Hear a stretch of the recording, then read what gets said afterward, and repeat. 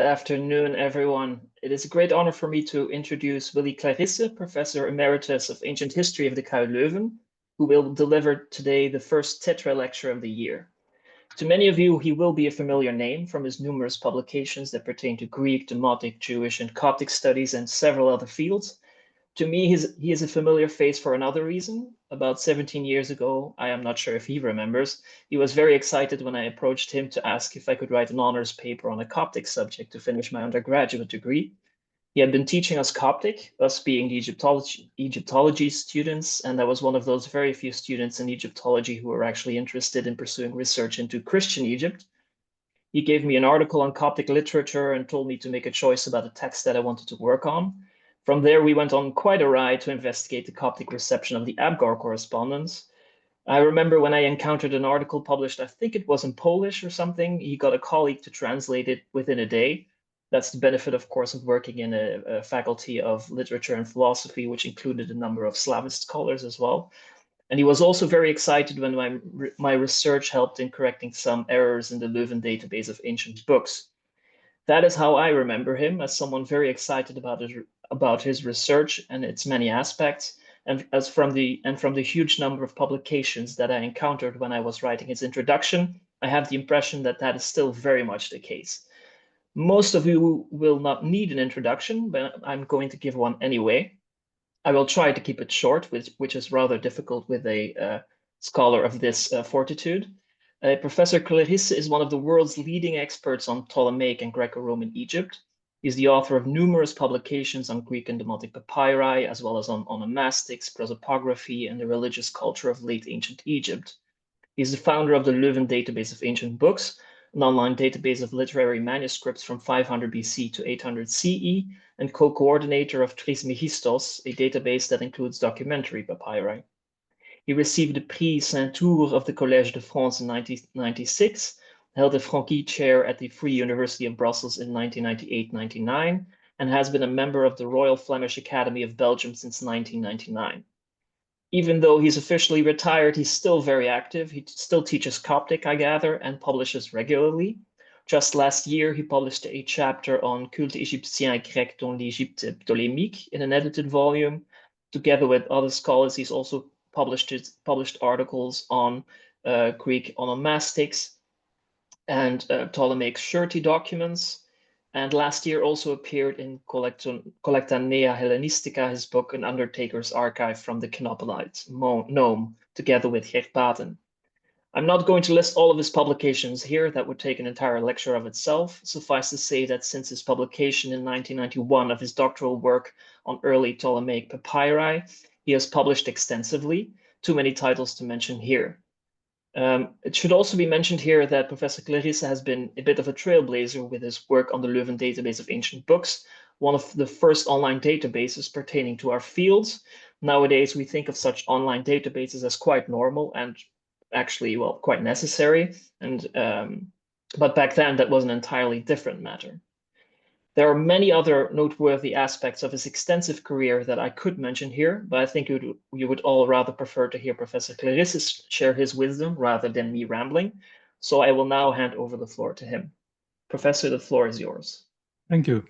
Thank you. So you can put on the PowerPoint. Voila. Yeah. So this paper is about books as material objects, but also with language diversity in the late antique world. And since it's about Christian culture, so it all starts in Greek with the New Testament and the Septuagint, the Greek translation of the Old Testament. And it takes several centuries before other languages, Coptic and Syriac in the East and Latin in the West, fully participate in it. I have tried to present how these different languages functioned on the basis of the actual remains of ancient books. Yes, next. Yep. Well-preserved parchment codices, like the Vienna Dioscorides, completely preserved for 170 pages, or very small fragments. I made it a bit smaller, but it's not bigger than what you see on the screen. Yeah, so it's a few lines of papyrus, but containing part of the Odyssey. This is one of the Leuven papyri I discovered, and when I discovered it, it was folded so that you saw, yeah, the two sides looked like it was written on two sides, but in fact it was two pieces of the same papyrus. So some 300 manuscripts are bilingual, mainly Greek Coptic and Greek Latin. The missing language in all this is Hebrew. Even though some Christians like Origen or Hieronymus had access to Hebrew books, I found no trace of any Christian Hebrew manuscript in late antiquity. So my starting point, next slide please. My starting point is the Leuven database of ancient books. Yeah, and this started as a quiz program for an exhibition here in Leuven in 1996. Boeken en bibliotheken in the Oudheid, books and libraries in antiquity. And in this exhibition, there was a little hit parade of ancient books, and it was a great success with the children, especially because they could use the latest version of Apple computer at that time. So at that time, it was merely a database incorporating two existing catalogs. Yes, next, please. Yeah, so the catalog of Roger Peck for Greek and Latin literary texts from Greco-Roman Egypt, non-Christian text, and then the catalog of Van Halst for the Christian texts, Greek and Latin. So this was incorporated into this little database. Can you go back to the previous slide? Yes. And then I made in 1998, I made a little disc from it, CD-ROM. And because the man who sold the CD-ROM said 300 and 500 is the same price, I ordered 500, and 200 have been used now for hanging in the trees against the birds. So the next slide, the next one. Yeah, next. Yeah. The LDAB is now part of the greater Leuven project of Trismegistos, when you have the address here and the homepage, directed by Mark de Pauw, and I continue to work from time to time. And it's to some extent freely available online. It's not completely free. Trismegistos contains information on about 100,000 texts, including not only papyri, but also inscriptions, of which 17,000 are included in the LDAB. In this database, I have collected, and I'm still collecting, metadata of every single ancient book of which a material trace is preserved, from about 300, well, 500, but there's not much before 300, up to 800, so 1,000 years. So, for instance, the author and the work. Yes, next slide. Yeah, so 17,000 texts, and of these 6,600 are Christian, and of these 5,150 are books, because there are more than 1,000 which are not books, but just one little sheet of papyrus, for instance, for magical purposes. And so these have not been counted. What I will talk about today is these 5,150 books, or little remnants of books. Yes, next. So this is what you can find. I don't know if you can see it on your screen. It's all the metadata, like, for instance, what author it is and what work. And then I have made something for culture, and culture consists of either literature or religion or science or art. So there are only 4, and then each of these 4 is further subdivided by genre. And then the religion, when it's Christian, it's always marked. And then the purpose, for instance, liturgical books are marked as liturgic, and then the language, of course, the material, papyrus or parchment. And so we will talk mainly about language, material, the book form, codex or roll, not about the script type. It's there, but I won't talk about that today. Next. Yep. So the main subjects will be the place where it is written, and we will see in the early period it's nearly always in Egypt, including the Sinai and the Wadi Natrun, where the texts in fact come from Syria, but were found in Egypt. And for outside, for the Greek text outside Egypt, I used Pinakes, so the whole of Pinakes is there. And for the Latin West, I used mainly Lowe and all the addenda on Lowe. The second thing is the language, Greek, Latin, Coptic, Syriac, and from time to time, very quickly. Palestinian Syriac, but that's statistically not important. Then the time from the 2nd century, Christian texts start in the 2nd century, but that's most of them are doubtful. Yeah, up to the year 800. And then I stopped because in Greek, the majuscule is followed by the minuscule, so that's what's easy. And in Latin, I go with lower and against, oh yes, I forgot here, Bischoff, the 000 should be Bischoff. Bischoff collected all the texts from the 9th century, but they are not included in the LDAB. So then the author, and we will talk about biblical books against other books, the use, we won't talk about that, and then some codicological features. Yes? So, let's see, classical. So the slides you see here, and they will come back again and again, consist of absolute figures against scaled graphs. So the database allows us to make this kind of little graphs and statistics. They are not very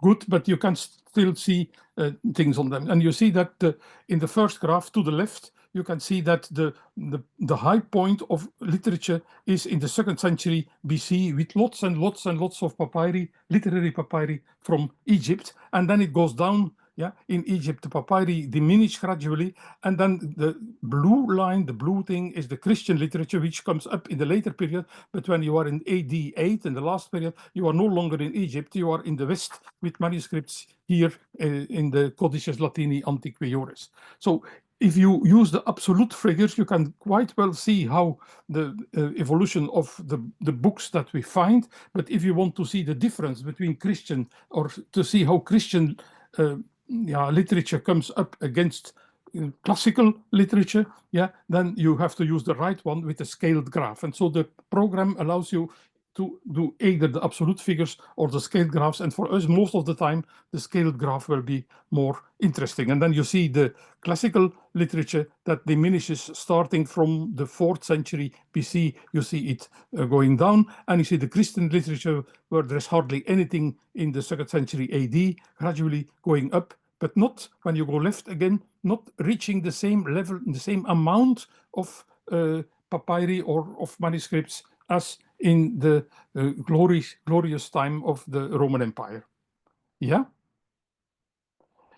So this was in general, and I just one example. You can compare Homer, how many papyri we have from Homer. This is just an absolute figures, but you see lots and lots in the 2nd and 3rd century AD.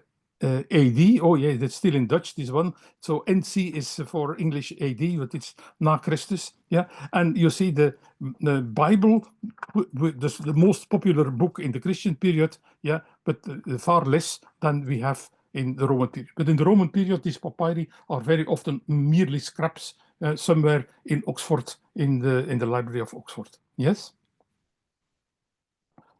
So we have a look now at the text by book form, and there are 2 main book forms. One is the codex, and originally it was in wood, as you see here in this painting from Pompeii, but later on it's in papyrus or in parchment. It is a bit like our book, with pages, and the other thing is the papyrus roll. And to show that you are an intellectual, you have a papyrus roll, and to show that you can work for the family, then you have this codex in wood, the wooden codex. Yes.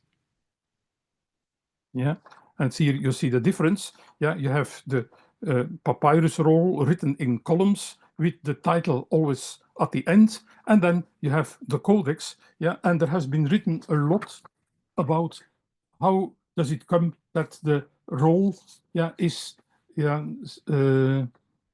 changed into that we go from roll into codex. I have a look at my text. So our graph records only, we have to go back.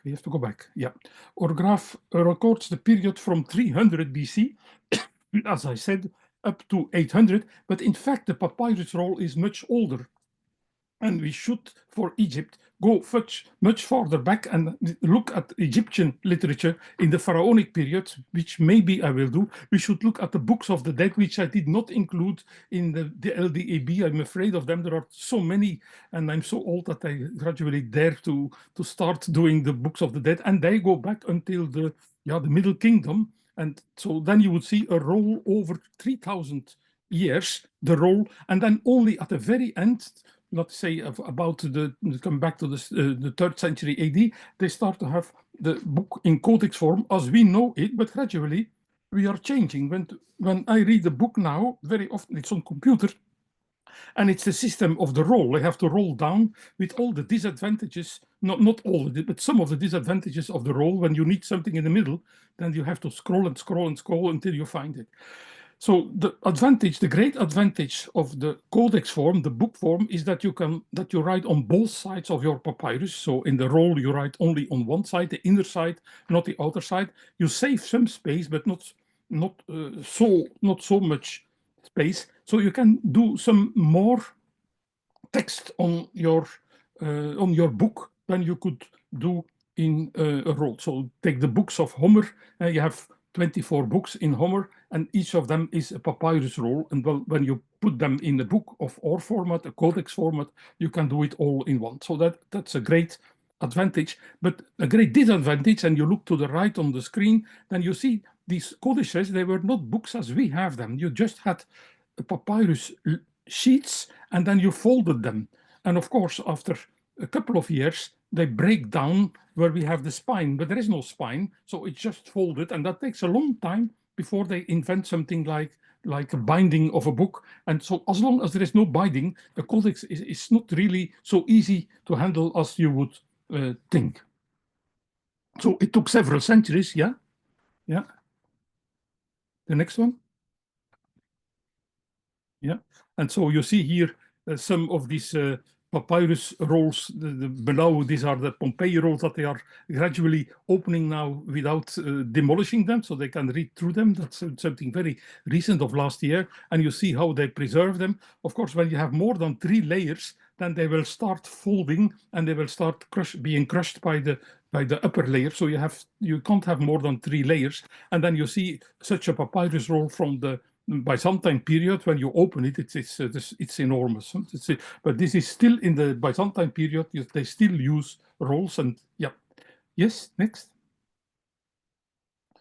So Christians were quite well aware of the difference between the Old Testament, the Jewish Torah, which was written on rolls and which is even today written on rolls, and the New Testament written on codices. And you see this in the mosaics from Ravenna, that they just were very well aware of that. Yes? Yeah. And when they started having books in codex form, then at the beginning, when you had a very pushy, very nice book, then you made it in 3 and sometimes even in 4 columns, and then it started to look like you have a roll. Yeah, so they were so attached to the roll that they made their books into a kind of roll. Now it gives the impression of being a real book, but that's because we have a very good binding. But if the binding is less close, then it looks very much like you open a roll. Yeah. And so how does it work? So the roll in the blue one is the roll, and you see the rolls are in the BC, in the period before Christ, it's only the roll, and then gradually starting, in fact, not before the 3rd century, yeah, then you see the codex taking over, yeah, and this is scaled. Oh, sorry, can I come back? This is a scaled graph, so it doesn't count the number. It just shows you the percentage of each of them, because a scaled graph would just show you, yeah, the number of papyri. And here you can see how the 8th century there are very few papyrus rolls still in books, but in the documents we still have them. So they sometimes use rolls in the 8th century, and then they use them transversa carta, so with written from top to bottom. Yeah. Yeah. So, and here you can see the difference between roll and codex but most of you will know this, between the classical literature, for instance, Homer or Euripides, and the Christian literature. The classical literature in the 2nd century ED is still completely written on rolls, and even in the 3rd century, codices are a small minority. The dating of these texts is it's not so certain, so it can be a bit less or a bit more, but well, this is what you find in the LDAB, and the dating in the LDAB is based on what I read in the recent literature. And if there is diversity of opinion, then usually I give them a broader time screen.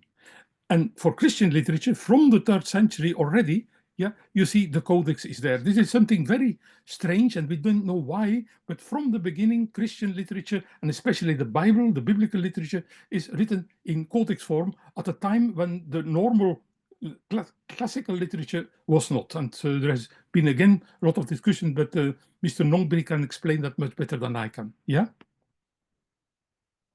So then here I have a scaled graph, and you see how the classical literature, starting from the 4th century, the codex gradually take over. But for Christian literature, it's from the beginning that it's all in codex form, and there are only few examples where it's written on the roll, and usually not biblical, not the Bible, but other works. Yes?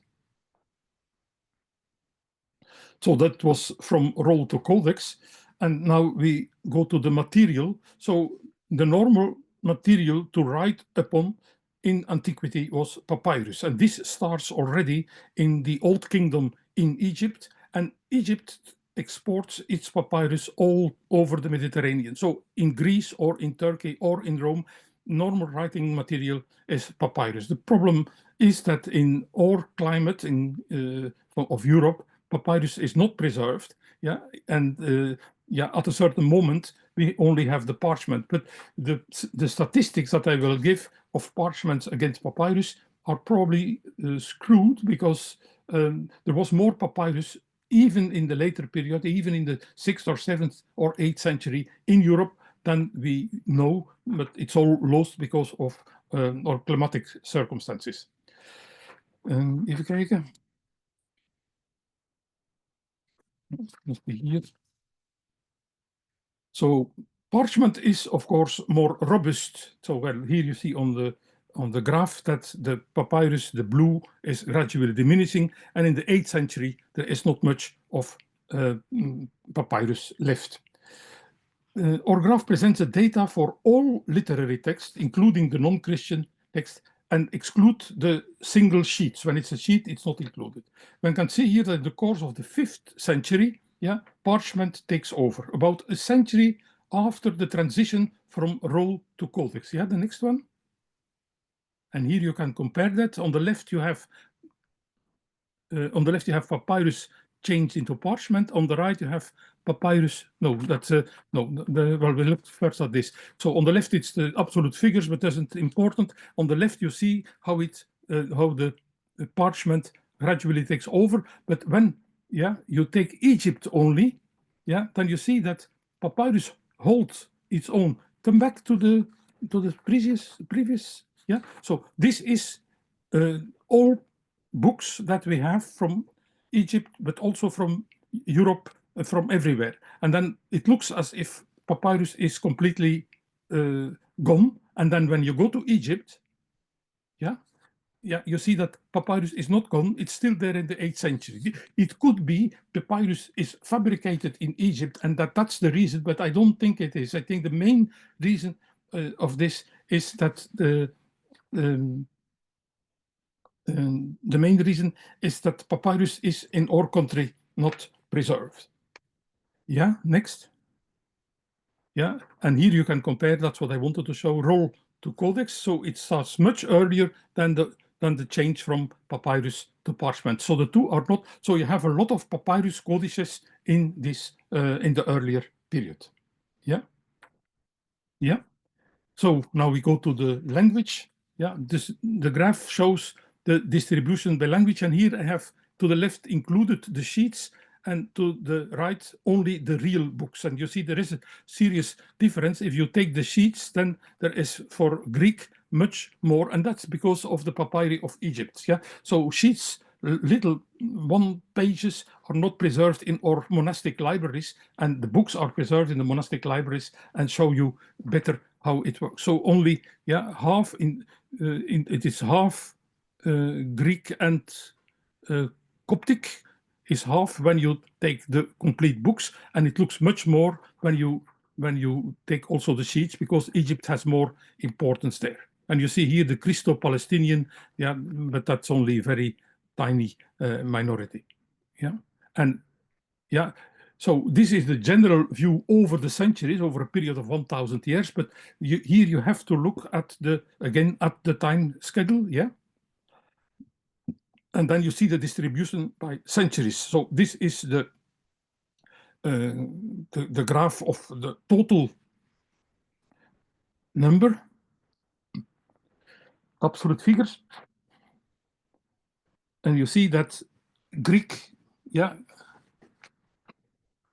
gradually diminishes. At first there is only Greek, because I don't include the books of the dead, and then Latin comes up, and you see in the 8th century the Latin West gives us the most important part, because Egypt is under Arab rule, and so there is not much Greek, hardly any Greek left, and the Syriac comes up in the 5th century and keeps its role. Coptic also stays more or less stable.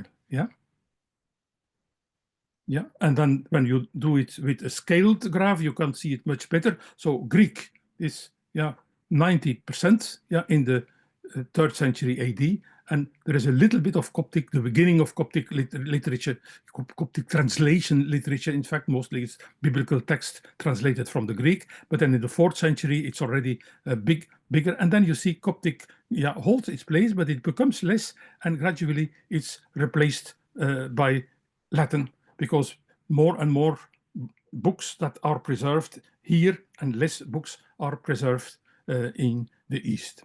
What I did not include was the Arab papyri, because in the 8th century we already have quite a few Qurans, which are also included in the LDAB, because we talk about Christian literature. I left out the Arabic side. There is no Christian literature before the 9th century, in fact. So, well, this is one of these books. No, the next one. So now I remember why I had it. We have to come back. We look now at the number of columns. So in the LDAB, I also give, if a book is written in the book codex, so no longer a roll, is written in 1, 2, or 3 columns. There are very, very few examples, I think 3 or 4, where it's written in 4 columns, like the Johannes Gospel in the Vaticanus. Yes, next. But mainly texts are written either in 1 column a page or 2 columns a page. So that's 95% of our books are that way. And so we can look now how that changes over the centuries. So again, to the left we have the absolute figures, but they don't help us very much. But when we look to the right, the scaled graph, then we see that in the 3rd century it's nearly always 1 column, and then gradually we have in the 4th century 1 column is still the majority, and then gradually the 2 are side by side, and you wonder why. When do they write in 1 column? When do they write in 2 columns? So you have to look. It's not the time schedule, because that doesn't really change. What is it done well? Here again, when you do it by language, then you see when it's in Greek, then 1 column, 70% is 1 column. In Latin, more than 60%, but in the East, for Syriac and Coptic, we have more 2 columns. So there is the language, or the monastic tradition of the East that prefers the 2-column system.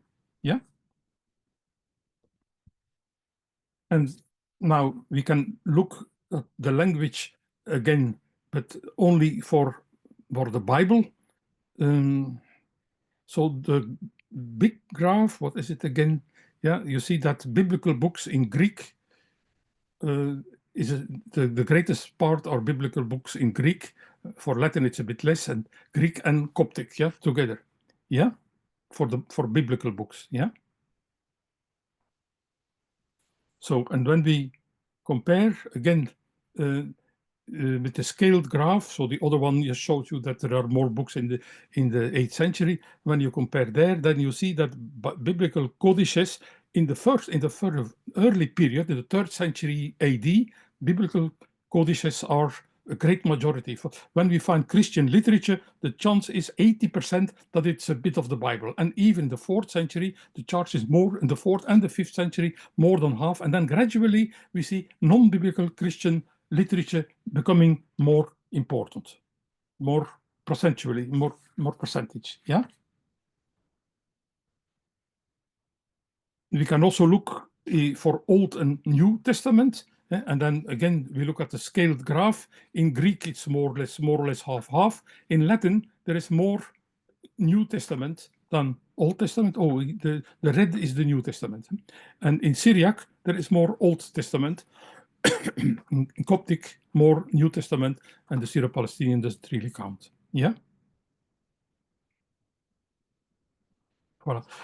So a problem with these biblical papyri is that the early ones are not so easily dated. They are mere fragments, and then you have to date them in comparison with better preserved pieces, but even the better preserved papyri never bear a real date. So there is a lot of discussion on that, and there was some 10 years ago a kind of tendency in American theologists to date them as early as possible. And for instance, the one to the left, I think it has even been dated to the 1st century AD. So that would be very, very close to Johannes because he is the latest of the Gospels. Funny thing is that he is the best represented in the early material of Egypt. And that one to the right, I showed you because, well, it's one of these texts that my colleague Dirk Obbing has sold to the Museum of the Bible and has to be given back. Yeah. So when we go even a bit further down, we can not only compare Old Testament and New Testament, we can also compare the gospel writers to each other. And I lost my, And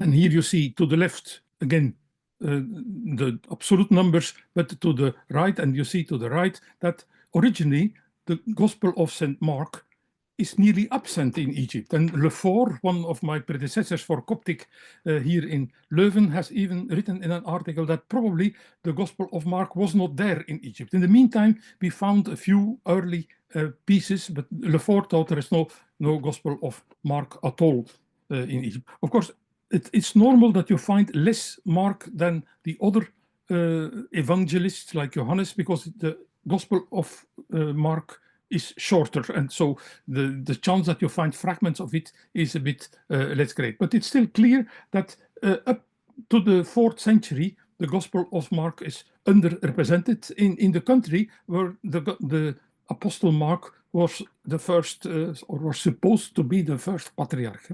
But well, you can compare the different Gospels between each other. Yeah. Yeah, and then you can do the same thing with the Psalms, but what you see here in the statistics only gives you the 75%. So 70, so to the list for the Greek, 89% or 87% is not Psalms, and so about 20%, about 10% is Psalms. For Latin, it's even less, and for Coptic, it's more.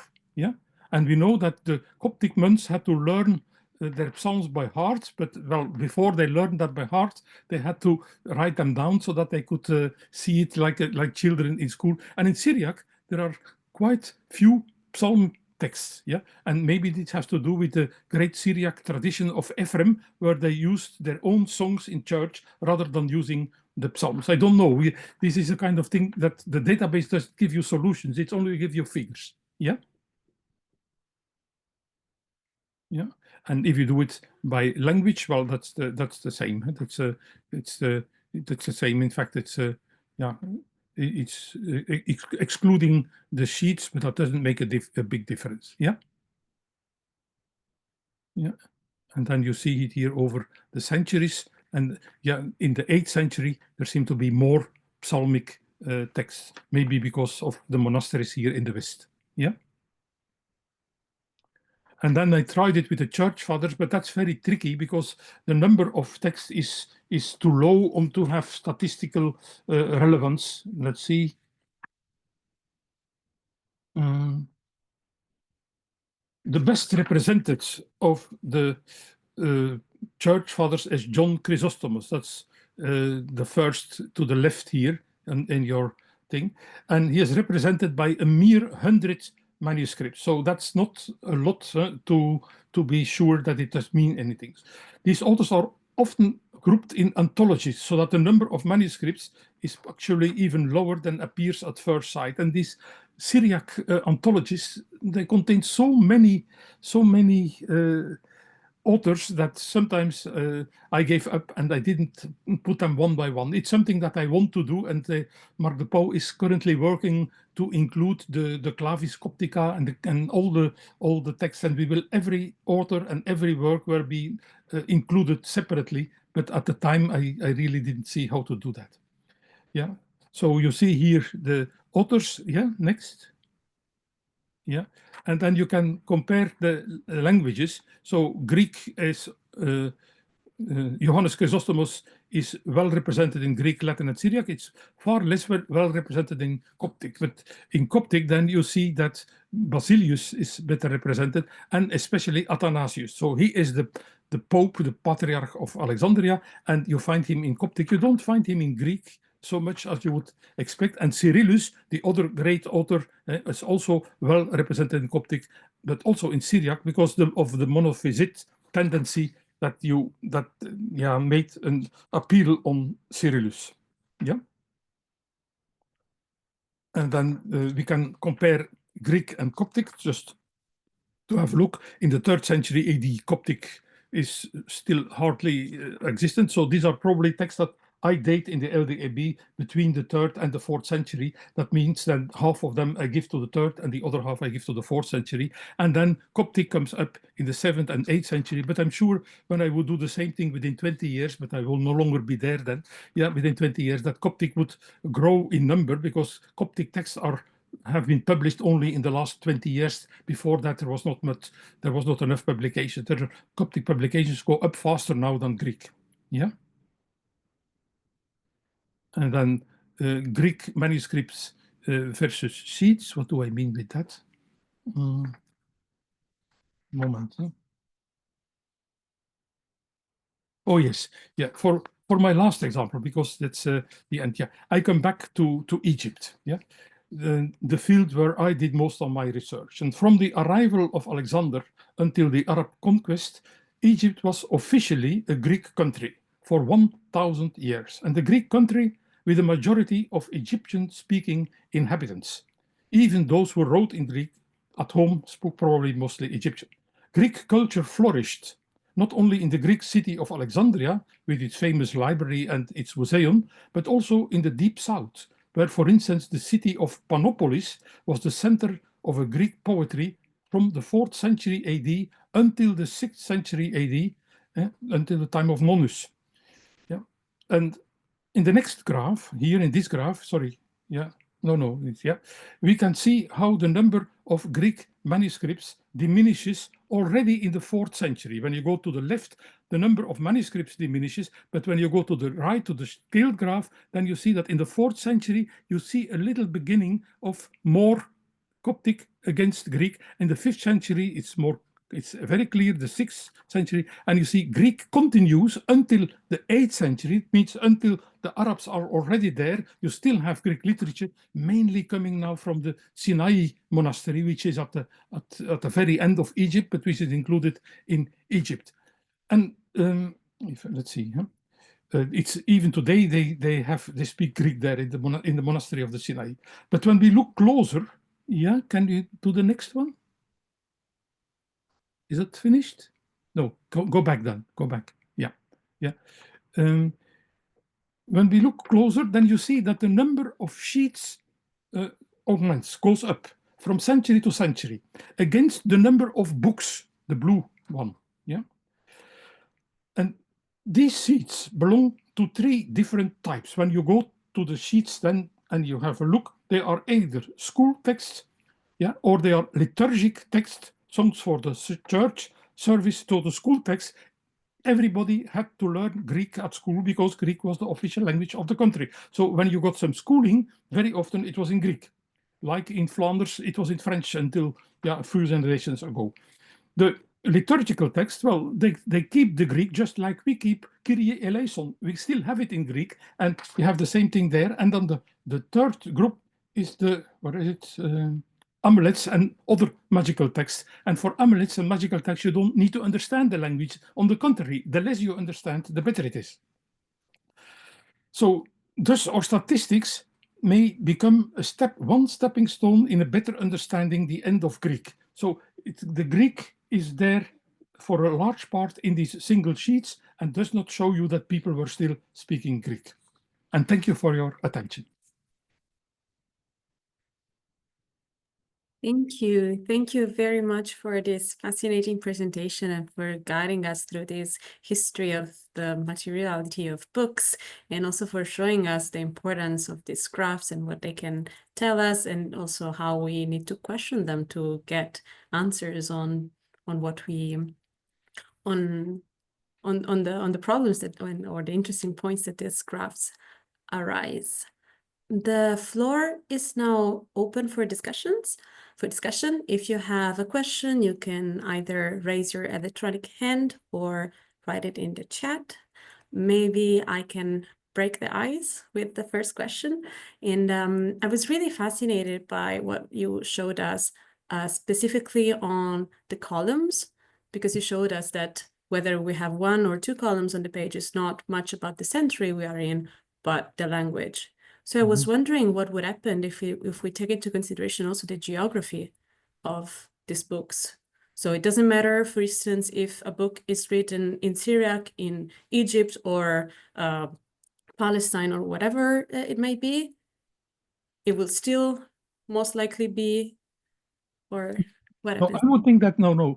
So what I'm talking about, Syriac is written in Syria, and Coptic is written in Egypt. So language and locality go together. Yeah. Okay. The problem with the Syriac is that we have lots of Syriac books. So when I started to do the Syriac, so when the LDRB for Latin and Greek was finished, I did a Coptic because I teach Coptic, that I want to. And then I said, no, I have to include the Syriac as well. And I thought there will be a few hundred, but there were so many.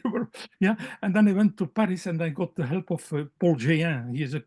He was rather, the first time I went there, do you know Syriac? I said, I don't know Syriac. Oh, yeah. But then he became very helpful, and so I think for Syriac I'm rather complete. They're all found in Egypt. They are found in the Wadi Natrun, where they were transported in the 10th or 11th century. But I took them as being from Syria in Syriac. So yeah, they were written in Syria. Sometimes they even says exactly where they were written and at what time. The Syrians were very progressive compared to the Copts and even to the Greeks. They had colophons much earlier than the others. Yeah, I was very surprised when I started to do this Syriac thing, but I still don't know Syriac, and I'm too old now to learn it. I tried, but I couldn't even master the alphabet. Thank you very much for this clarification. I think that Dan has the next question. Thank you very much for the very interesting presentation, all the facets of book production for up to the 8th century. I'm curious, of course, in methodological questions, what happens with these graphs when we include the sheets that you left out for clarity here and there. Do we get broadly the same image, or do we get a slightly curved sort of graph from out of that? Yeah, well, when it made a difference, I always try to look at the slides, and when it didn't make a difference, I didn't show them. But when it made a difference, then I show them on my slides. So sometimes it makes a difference. It's, for instance, in the last thing I saw, if you exclude the sheets, then Greek is disappearing even faster than otherwise. And then you see that in the end, Greek is only used for things that nobody has to understand. So everybody, I think even Dioscoros, the poet, the worst poet of Greek literature, it's said by the editor, yeah, he lived in the 6th century in a village. He wrote poetry he had a copy of Homer, but in fact, yeah, he was an Egyptian and at home with his wife and his children. I'm sure he spoke Egyptian, and he didn't speak Greek. Yeah. All the more the same thing on the. I mean, these numbers tend to crop up, you know, according to the particularities of each tradition. For the Greek, because we get so many fragments, it looks in a certain way. But Coptic is also quite fragmentary compared to the Syriac. How do we? Yeah, Coptic and Greek are more or less the same, but Syriac is different. You nearly always have full manuscripts, sometimes only a few pages, and the ones in the Sinai, there are lots of Coptic, of Syriac manuscripts in Sinai.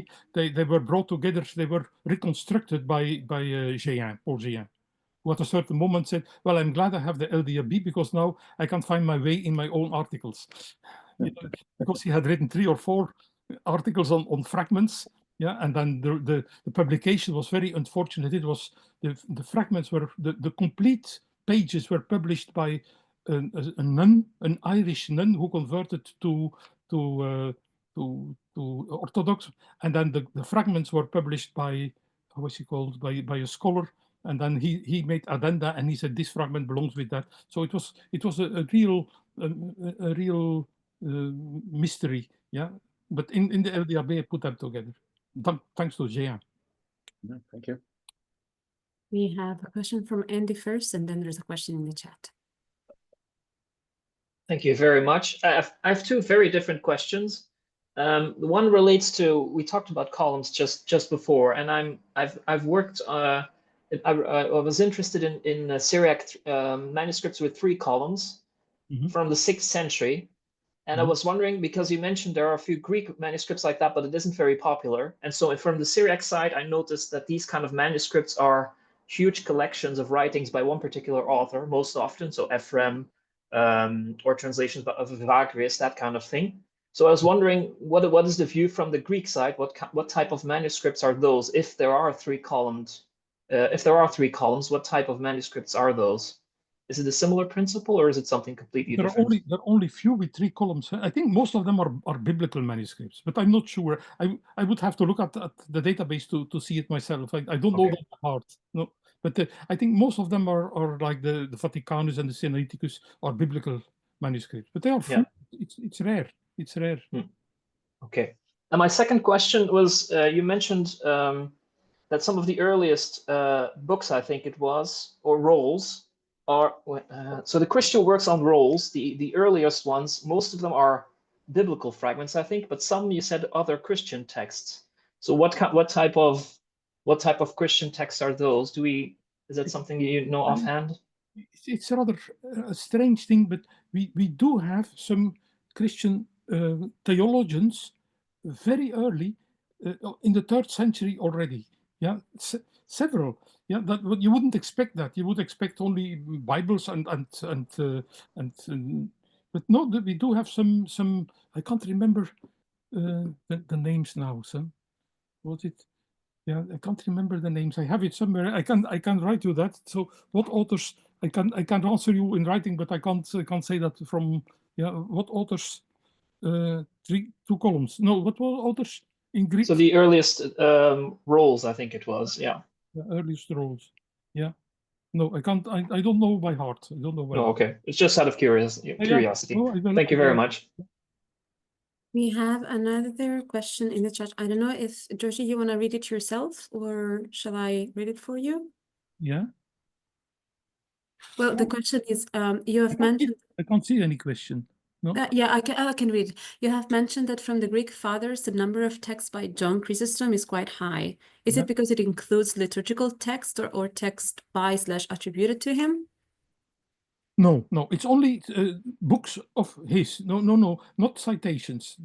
So the LDAB also includes citations, but when I made my statistics, I only did direct attestations, and not citation and not liturgical texts either. So I do have a few liturgical texts like the anaphora. Yeah. So, but that's not by John Chrysostom. No, it's only full texts or fragments of full text by John Chrysostom. Of course, when we have a little fragment and it's John Chrysostom, we don't know what the meaning was, and then we expect it to be a full text, part of a full text.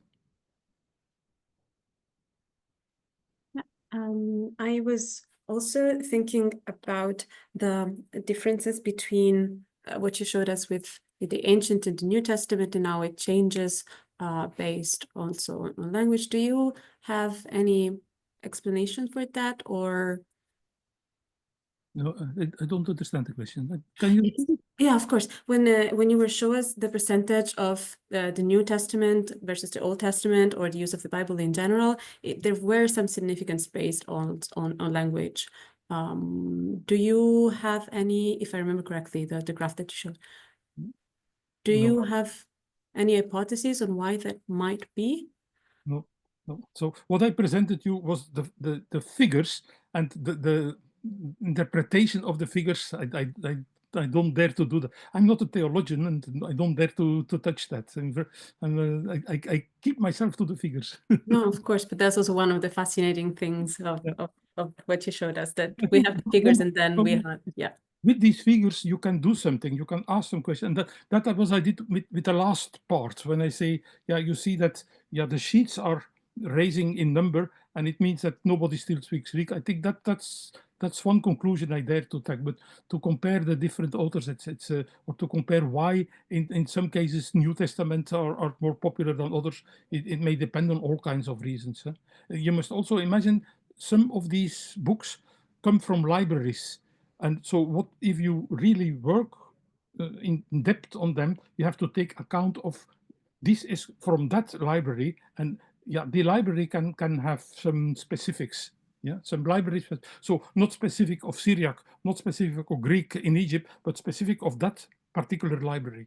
Yeah, that's the tricky thing. So you can have, for instance, a librarian who collects only papyrus books and no parchments. Yeah, that's possible. That the library specializes, or that a library of a monastery specializes in a particular kind of monastic literature. So I did not include in the LDAB the monastery of the White Monastery of Panopolis, partly because most people think it's later than 800, but partly also because I'm very lazy and I didn't want to start doing that. Yeah, and Yeah, that would be I'm getting more and more lazy, so I will never do that. Yeah, when I was younger, so 20 years ago, I had the idea of having how do you call it, C14 dates on these manuscripts, because the manuscripts of the White Monastery, the Der El Abiat, when you look at them, they look very old. The script looks like being pre-800, but most people agree that the Coptic script stopped being changed, being modernized at a certain moment, and so they kept the old script there in the later period. But if you could have C14 on the parchment, then you would be sure. And I think some people are working on that now. And if they would say it's all 600 AD, then I would have to include it, but I think I would pay somebody for doing that. Maybe you. Well, why not? But no, indeed, fascinating. I think that Dan has the next question. I'm curious. So, as you well know, there are a couple of theories around why people gave up on using scrolls and moving to using codices and trying to correlate that with whatever's happening around, well, like the rise of Christianity. And some of these theories come from theologians and whatnot, but some of them come from classicists. It's not like a topic that cannot be touched. It is touched beyond that. My question would be, would you, I know you prefer to look at the data the way you presented it, like these are the numbers, this is what we look at, but if you were to correlate the switch from roll to codex with anything, what would you go for to correlate as a cause? Well, I think the main thing may have been that it's cheaper, that you can use the two sides of your papyrus.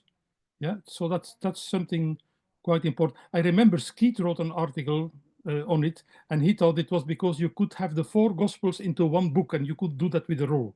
But I don't think that's important, because in Homer, yeah, you can also have Homer in one book. But if you put Homer in one codex, the way that the codices looked like in antiquity, then it's very cumbersome. And after a few weeks, if you read your Homer from time to time, it would fall apart. So I don't. It's a bit easier to consult also a codex, as long as it is new, because once it starts falling apart, even with the books that I produce now, very often I have my own book and I use it from time to time, and the pages are falling out because the binding is not good, and they didn't have any binding. Yeah, in the 4th century they didn't have any. Take the Nag Hammadi codices, for instance. There's no binding. They are put in the leather cover, and then yeah, it's not more handy than a roll, not much more handy, but you save some space. So maybe that, and for Christianity, so they used codices for manuals, for instance, for doctors, for medicine. These manuals were written in codex form. They use codex, the wooden tablets, for bookkeeping, and so maybe that the New Testament was not felt as a literary work. It was also not good Greek. I mean, when you are brought up with Demosthenes and Euripides like me, then you say, yeah, it's Koine Greek, and it's not as good as, for instance, the Xenon archive, not as classical, and yeah, maybe because it's not classical, they could do it easier there. Yeah, but it has been written a lot on. I think Brent Nongbury is the one who knows most about it, much more than I do. Yeah. I see that Brent has the next question. Yeah. He doesn't want to ask. Yeah. No, thank you so much. I mean, it's yeah, it's fascinating to see all the numbers, and thank you for the database. I mean, it's like most of us, I use it every day, so it's a wonderful tool. Yeah, when I look at the graphs and I listen to your talk, the thing that jumped out at me that was most interesting was the kind of the geographic problem that you were describing when you said that papyrus is probably underrepresented in the European holdings, and then what I wonder about is the flip side of that, is whether if there's a sort of underrepresentation of parchment in the early period in Egypt, just because of the abundance and availability of papyrus in Egypt. Do we get a sort of false picture of the development of the writing surfaces of the codices because of this possible geographic misrepresentation? Yeah, but if I was in many papyrus collections, and it's very rare that you find also a piece of parchment among the papyri. Yeah, for instance, in Oxyrhynchus, if they would have found parchment books, Grenfer and Hunt, they would certainly have saved them, and they found a few. But it should be that in Egypt parchment is less well preserved. But when you go, in the desert, for instance, the Roman army comes, you find lots of leather. So if the leather is preserved, the parchment would also be preserved. It's more difficult to read, I find. I think in some sites, it's like at Antinopolis, there's quite a few parchment pieces there, but that's, Antinopolis has its own unique history as a settlement. But yeah, it's just a question I was wondering about. I mean, to come back to the question of the transition from roll to codex, I think the Nag Hammadi codices are bound. They have leather tackets that go through the center of the choir. So they are held together in a way that is in addition to the leather covers. And if they're, I've tried to make models of these things, and when I've done that, they're quite hardy. When you have those leather covers that wrap around, they're durable in a way that if you have a papyrus roll, it frays pretty quickly and requires some repair. So I think there might be something to those arguments about the codex being a sort of more handy, more durable. It's also much more difficult to fabricate. When I was still teaching, I fabricated for my students a little bit of papyrus. So you go to the zoological garden or the botanical garden, and they give you some papyri, and you cut it, and well, it's not so difficult. And then I tried with my rabbits. I killed my rabbits, and I tried to make parchment from the skin of my rabbits, but it's terribly difficult because on the outside you have all the hair. And how do you do away with the hair? Look at my beard. I can't do it my own beard. And then the other side is all fat. And you can't write on the fat. You have to do away with. So it's complicated. It's terribly, and it's expensive. It's much more. It goes longer, but on the whole, or books are on paper, and paper doesn't hold forever. Yeah, but it doesn't matter because it's cheap. Yeah, I don't see I see the advantage of parchment for liturgy in the church. For big books like the Sinaiticus and the Vaticanus, okay. But for ordinary books, I think it's so expensive. And once it starts to brittle, it also becomes difficult to handle. And when you have little pieces of parchment, for instance, in the excavations in Palestine, in the Belgian excavations, we found some parchments, but they are far more difficult to read than the papyri. So if the papyrus is preserved, it's on the whole easy to read it, what is preserved. In parchment, it's very dark, and the ink is dark. And of course, now we have modern tools to help us, but before that, they couldn't read it. Yeah, I don't know. I have no answers. I have only questions. Which is one of the fascinating things, once again, about the material that you presented. It raises so many interesting questions. Marianne, do you have a question for us? Thank you so much for this fascinating talk. I was curious, in your discussion of sheets, you mentioned several times school texts, and I wondered if you could say a little more about those, how you classified those, or if you maybe saw any geographical trends. Yeah, there are lots of school texts. I think half of them is written on ostraca, so on potsherds.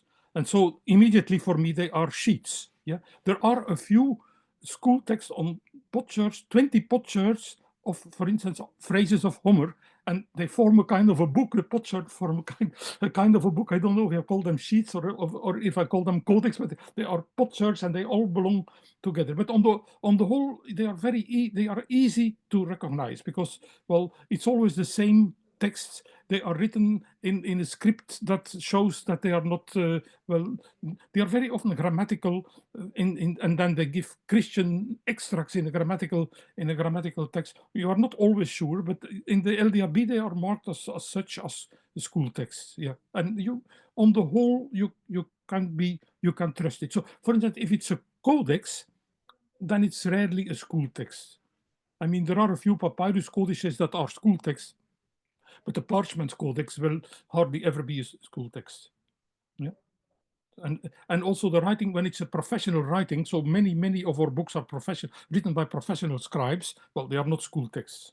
Yeah, so well, I may be wrong for 10% of my school texts, but that's not my fault. That's the fault of the editor.